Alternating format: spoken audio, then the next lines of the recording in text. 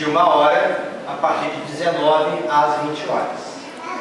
Além das palestras públicas, nós temos aqui na casa chamados grupos de estudos. Grupo de estudos é o encontro assim, com menos pessoas, como nas salas onde é feita a evangelização, aqui no segundo andar. Então, esse grupo de estudos, as pessoas vão ter a oportunidade de estudar-se com um pouco mais profundidade, né, nos assuntos relativos à doutrina espírita. Que numa reunião pública, nós temos assim de um modo mais abrangente. Já no grupo de estudos, estuda-se uma obra específica, né, desde o seu começo até o seu término. Então nós temos grupos de estudos que estudam as obras de André Luiz, no Livro dos Espíritos, das obras de Manuel Filomeno de Miranda, enfim, toda a base da doutrina espírita, ela é estudada nesses grupos de estudos, que acontecem de segunda a sábado, às 19 horas, às 20 horas.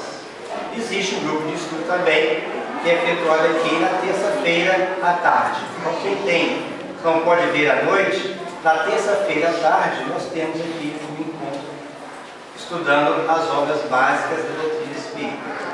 Então, fica aqui o convite para vocês, né, que ainda não conhecem essas outras modalidades de se estudar a doutrina espírita, além das reuniões públicas, tem um grupo de estudos que é aberto a todos que geram.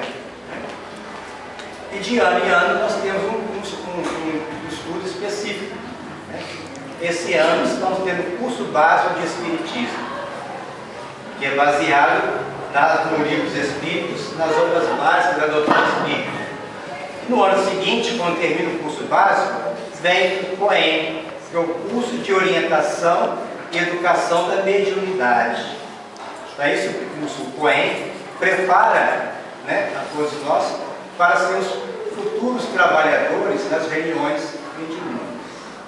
Então, o passo seguinte, para se adentrar uma reunião de estudos da mediunidade, é um curso básico, que é de 1 ano de duração. Esse ano está tendo um curso básico, que é segunda-feira. Já começou, mas está aberto. Quem quiser ainda entrar, pode entrar. Tá? Não é assim fechado. Tá? Então acontece segundas-feiras, às 20 horas.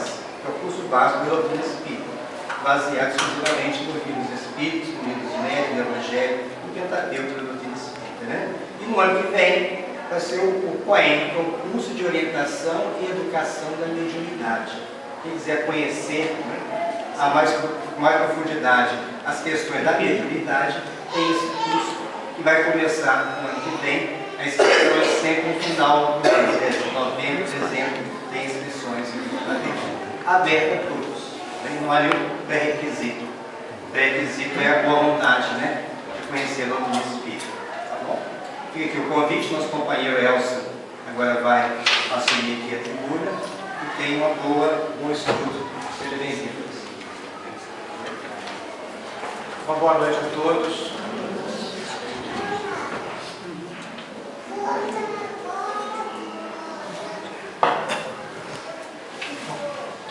Queridos irmãos, o nosso propósito na noite de hoje é que nós conversemos em torno da nossa rotina diária e o quanto isso, de algum modo, pode nos interferir de modo positivo ou negativo. O texto que nós nos baseamos, em especial, é de autoria de Joana de Ângeles, denominada Visão Holística do Homem. Quando nós observamos esse nome, Visão Holística, muitas vezes ficamos a nos pensar, né? Que tipo de visão seria essa?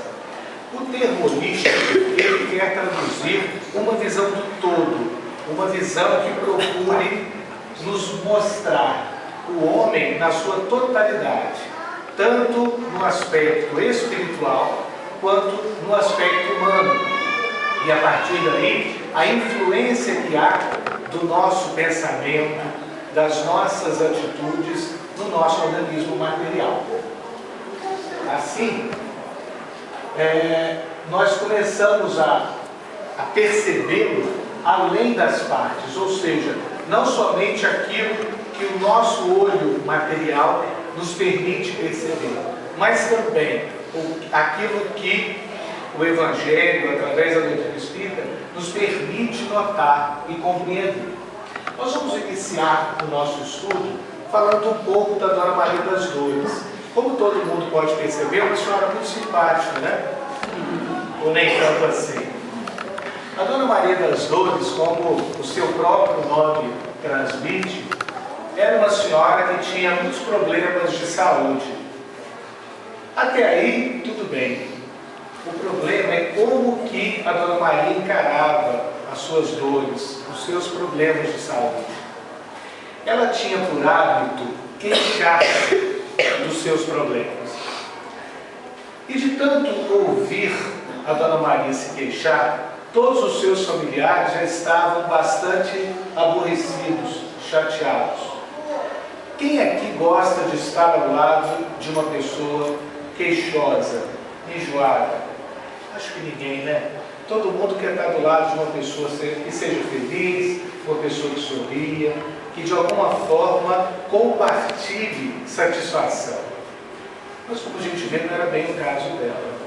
A Dona Maria chegou no médico, e o médico, de forma muito gentil, perguntou: e aí, Dona Maria, como vai? Como sempre, né? Com dor daqui, dor dali. E aí ela completa: e o pior, doutor, é que eu não posso nem reclamar da minha dor. E a filha que a acompanhava disse: doutor, mas é que o tempo todo ela fica falando da sua dor. Mas se eu não falar com você, eu vou falar com quem? A gente percebe que, de uma maneira geral, há essa característica. Muitas vezes a queixa, ela busca um ganho secundário. As pessoas, de modo inconsciente, desejam que, através da sua dor, através do seu sofrimento compartilhado com o outro, ela receba atenção, ela receba cuidado. É uma forma, assim, de, como nós falamos com as crianças, né, de chamar a nossa atenção. Enquanto a criança chora, faz birra, etc., o adulto, especialmente o idoso nessa situação, mas o adulto não idoso também muitas vezes o faz, deseja ganhar essa atenção daquele com o qual convive. Agora, a queixa, ela é um sinal dos inseguros e dos infelizes. Por quê? Se nós estamos bem, se nós estamos felizes ou em paz com a nossa consciência, nos sentimos seguros em relação à nossa vida atual e futura, nós passamos a aceitar a dor e o sofrimento com muito mais serenidade, com muito mais tranquilidade. Mas se isso não está presente no nosso coração, a queixa passa a estar presente. Então, como nós dizíamos, é um ganho secundário que muitas vezes nós buscamos sem nos darmos conta. E o que acontece em torno da rotina? O que seria, no primeiro momento, a rotina que falamos? É aquela do levantar, tomar o nosso lanche, ir para o trabalho, almoçar, voltar, à noite assistir o Jornal Nacional, Amor à Vida, e assim vai, né? É aquela vida em que nós não fazemos nada de diferente, a não ser viver, sobreviver, sem nos preocuparmos com o estudo, sem nos preocuparmos em fazermos uma atividade diferente, enfim, fugirmos desta rotina massacrante. Joana de Ângeles diz o seguinte: a rotina é como ferrugem na engrenagem de preciosa maquinaria que a corrói e arrebenta. Então percebamos o quanto que a rotina massacrante, por assim dizer, pode nos trazer prejuízos muito significativos. Como ela expõe, é uma ferrugem na engrenagem. Ora, o que a ferrugem gera? A incapacidade da engrenagem funcionar, de ela correr com normalidade. Ora, o que nós desejamos então é alertar para a importância de nós não sermos vítimas da rotina. Que nós nos preocupemos em modificar os nossos hábitos, em fazermos coisas diferentes. Isso é especialmente importante na relação conjugal. Porque se nós temos o hábito de fazermos algo diferente com o nosso marido, com a nossa esposa, irmos a um restaurante que a gente nunca foi, ou se a gente não tiver dinheiro para pagar aquele restaurante, que a gente possa dar um passeio num lugar, andando de mãos dadas pela rua, visitando outros locais, certamente isso vai fazer com que a nossa vida ganhe um colorido diferente. E naturalmente, se nós nos planejarmos, nós vamos poder ir ao cinema, nós vamos poder ir ao teatro, basta que estabeleçamos prioridades. Se nós não podemos ir sempre, vamos de vez em quando, mas procuremos fugir da rotina nessa relação conjugal. Preocuparmos no estudo, lendo livros diferentes, assistindo palestras, enfim, de algum modo, estarmos atentos para que a nossa vida seja sempre dinâmica, não só a vida pessoal, mas a vida familiar. A terapêutica sugerida pela Joana de Ângeles é denominada de terapêutica da alegria. O que ela quer dizer com isso? Perceber a vida com maior amplitude sob a ótica da fé. Quando nós observamos a vida tão somente pela ótica da matéria, em que nós nascemos, vivemos e morremos, a vida fica, sem dúvida alguma, extremamente enfadonha. E por que não dizer infeliz? Porque falta-nos uma perspectiva nova. Com a ótica da fé, nós passamos a ver a vida de uma forma muito mais dinâmica e brilhante, porque passamos a compreender que a nossa estadia aqui é transitória e que cada ação do nosso dia a dia está, em verdade, estabelecendo um futuro que haverá de ser de muito mais alegrias, como Jesus nos promete, ou mais nos preocupemos em bem agir. Todos nós ficamos bastante estarrecidos com a ocorrência lá de São Paulo, do último domingo, em que provavelmente um adolescente de 13 anos tenha sido responsável pela morte dos seus pais e tias. O que se percebe com muita clareza numa ocorrência como essa? A falta da fé, a falta de uma perspectiva futura. Porque certamente, se esse adolescente estivesse sendo orientado desde a infância acerca da vida futura, da presença de Deus na sua vida, certamente os seus pensamentos seriam outros que não aqueles que ele alimentava. A fé, ela é assim uma propulsora desta terapêutica da alegria. Ela é essencial para que a nossa vida tenha um colorido diferente, para que percebamos as coisas de outro modo. Porque aí, havendo essa perspectiva real de uma vida futura, nós não estaremos somente nos preocupando em ter recursos materiais, em gozar a vida, em aproveitá-la, muitas vezes de modo impensável. Percebendo a vida, então, com maior amplitude, significará também que nós tenhamos essa capacidade interna de crescimento e de transformação. Porque se somos eternos, se passamos a perceber assim, que continuaremos vivos além da vida na Terra, certamente haverá da nossa parte uma preocupação com esse crescimento interno. Nós vamos nos preocupar em sermos hoje pessoas melhores do que ontem, e assim sucessivamente. Vamos nos preocupar com a autotransformação, com a busca de uma melhoria das nossas condutas e dos nossos pensamentos. A ansiedade, ela muitas vezes acompanha a rotina, particularmente naqueles que não tenham a fé como mola da sua vida. O que é a ansiedade? É uma preocupação excessiva com os problemas e dificuldades. Problemas e dificuldades, todos temos. Eles serão maiores de acordo com a nossa capacidade de suportá-los e, sem dúvida, de acordo com os nossos compromissos, com as nossas responsabilidades, sejam elas oriundas de encarnações anteriores ou desta mesma.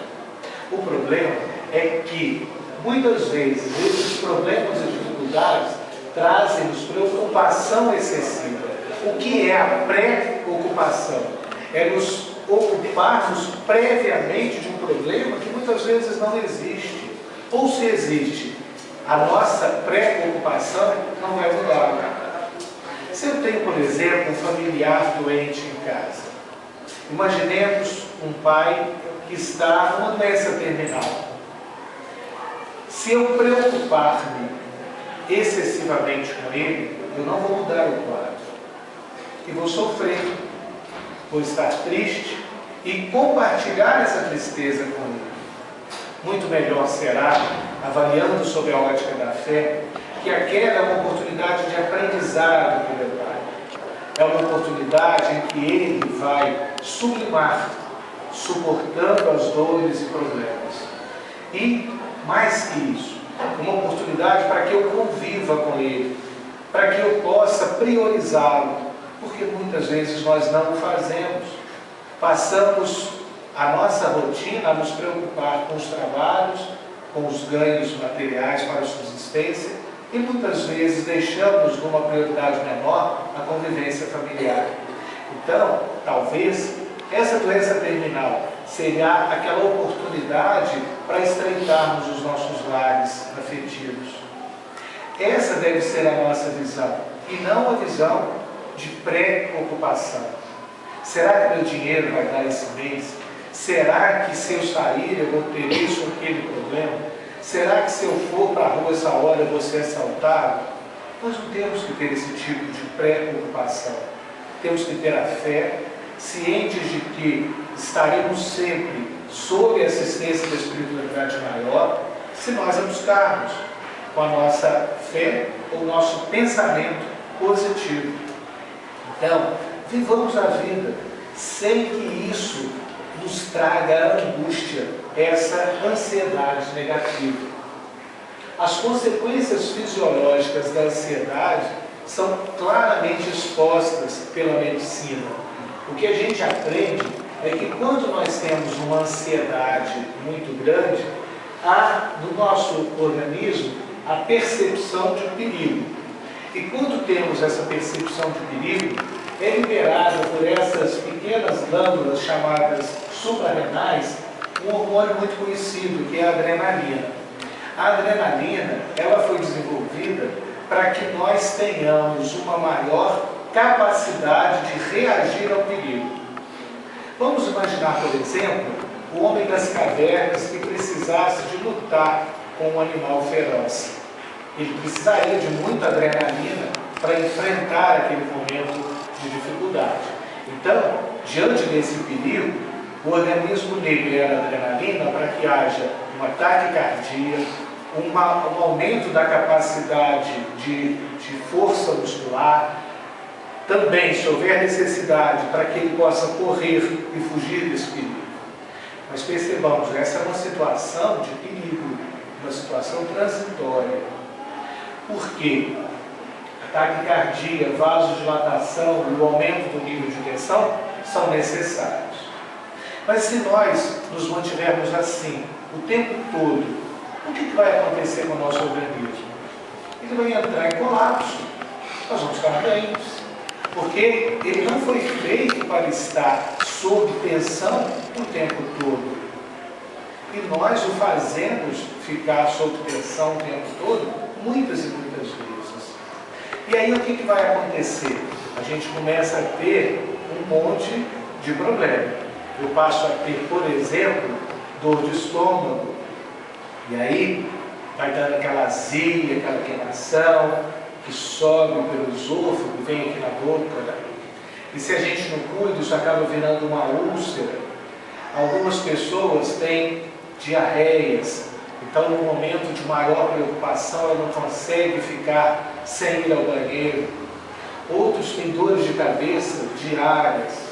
São sinais patológicos de doenças oriundas dessa adrenalina constante que a suprarrenal vai despejando na corrente sanguínea que a gente pede.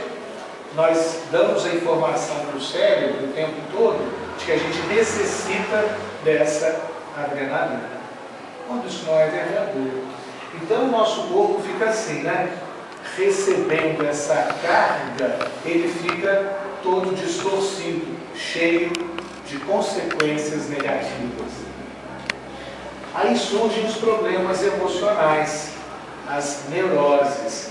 Então, se no momento inicial eu tenho uma disfunção fisiológica, no segundo momento eu passo a ter uma disfunção emocional, psicológica. E aí, dentro das neuroses, eu passo a ficar com medo de sair na rua, como a síndrome do pânico. Eu passo a ter a sensação de que as pessoas me perseguem. E assim, várias doenças de ordem psiquiátrica que poderão impedir a nossa vida social de forma regular e plena. Será que a gente consegue evitar que isso aconteça? Sem dúvida. Como nós comentávamos anteriormente, a terapêutica da alegria é o maior antídoto para as consequências fisiológicas e emocionais negativas da ansiedade. E lembremos, a terapêutica da alegria sugerida por Joana de Ângeles é quando nós passamos a ver a vida como uma motivação de autotransformação, motivados pela fé. As causas da ansiedade podem ser muitas, como a violência urbana. Nós já temos aqui na nossa cidade, infelizmente, muitas manifestações da violência que chegaram antes em São Paulo, no Rio de Janeiro, em Belo Horizonte. Também as turbulências do trânsito, que fazem com que percamos um tempo precioso da nossa vida. Ou ainda, a alta dos preços, principalmente quando nós não temos uma educação financeira adequada. Quando nós passamos a consumir mais do que devemos consumir. Quando nós assumimos compromissos e despesas inadequadas à nossa capacidade de pagamento. Se eu ganho R$2.000 por mês, eu vou precisar de pagar um aluguel, comprar comida, comprar roupa, ter o meu lazer e assim por diante, dentro de R$2.000. Não adianta eu imaginar que eu morar numa casa melhor do que eu posso será conveniente para que eu tenha mais alegria ou mais qualidade de vida. Não é assim que a coisa funciona, né? Então, se eu tenho educação financeira para que eu gaste segundo eu posso, a alta do preço certamente não vai me gerar ansiedade, porque eu vou ter, como se recomenda, uma pequena poupança, 10, 20% do meu salário guardado, para uma eventualidade. Eu não posso gastar tudo o que eu ganho. Como que nós vamos encarar esses problemas? Como a violência, o trânsito, a falta de tempo, a falta de dinheiro. Todos nós temos problemas. Ninguém veio ao mundo a passeio. Todos temos as nossas cruzes, como nós comentamos no início. O problema é que falta-nos saúde na medida em que esses problemas passam a ser maiores do que a nossa fé, maiores do que a nossa motivação de autotransformação. E aí vai nos faltar dinheiro, vai nos faltar paz, vai nos faltar afeto. Tudo isso será necessário reconquistar se nós os perdemos ou manter se nós ainda os temos. Como é que eu vou conquistar a minha saúde? Com as minhas condutas de equilíbrio, dormindo o tempo necessário, procurando ter uma alimentação adequada, procurando fazer atividade física. E eu estou falando tudo isso para eu próprio ouvir, né? Olha só essa pergunta. Quem não faz atividade física, quem come demais, quem dorme pouco. Infelizmente, a gente acaba de forma desatenta, vitimado por essa rotina. E nós temos que estar atentos para isso não acontecer. O dinheiro, como nós mencionávamos, fruto da nossa busca de equilíbrio, de zelo com as nossas despesas, a paz como fruto de tudo isso. Porque quando a gente não tem dinheiro para pagar as nossas despesas, a gente perde a paz junto. Quando a gente não tem saúde, a gente perde a paz junto. E o afeto, quando nós temos a preocupação de agir com alegria, com bom humor, com otimismo, nós sempre vamos ter ao nosso lado pessoas que nos amam e querem a nossa companhia. Mas se a nossa conduta for semelhante à da Dona Maria das Dores, provavelmente nós vamos ter, além de todas as outras dificuldades, solidão. Nós conversávamos recentemente com Armando Falcone, lá no FIAC, e ele mencionou que a principal queixa que se escuta no SOS Preces é a solidão. As pessoas andam realmente muito solitárias, e isso é fruto, em geral, do egoísmo, da nossa atitude de egoísmo no dia a dia, que faz com que nós não nos preocupemos com o outro, com que nós não cativemos a amizade, a relação social. E aí acabamos, de forma coerente com essa conduta, ficando sozinhos, ficando solitários. Não há sofrimento sem razão. E nós podemos analisar isso de várias formas, especialmente sob a ótica da reencarnação. Analisemos juntos. Essa fotografia é de uma pessoa que muitos já ouviram falar, Átila Onassis Russell. Átila Onassis é neta de um homem que já foi o mais rico do mundo, o Onassis, o milionário grego. E ele deixou para Átila, sua neta, uma herança de $1 bilhão para ela retirar no banco quando ela fizesse 18 anos de idade. Átila Onassis é filho de Deus, como todos nós, como também esse garoto lá da África, que morre de fome, como milhares de irmãos seus. Qual que é a diferença desses dois? Ambos são filhos de Deus, que naturalmente deveriam receber a mesma partilha de bens e oportunidades, ou não? Mas certamente essa diferença acontece porque nós olhamos apenas uma encarnação. Como será que foi a vida desse jovem na outra vida? Será que ele também foi rico como a Átila e desprezou esse dinheiro? Será que ele teve muita saúde e não a valorizou?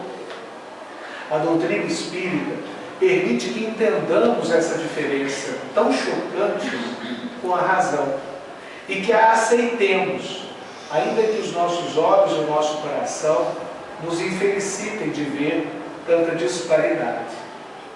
Mas as provas desses dois espíritos são também provas que serão avaliadas de acordo com a capacidade de cada um. Ou seja, enquanto a primeira terá uma grande responsabilidade com o que fez com o seu dinheiro, com a sua saúde, com a sua beleza, com a sua fama, esse outro será avaliado com base na sua capacidade de suportar tanta dor, tanto sofrimento, sem revolta, sem atitudes de agressividade e assim por diante.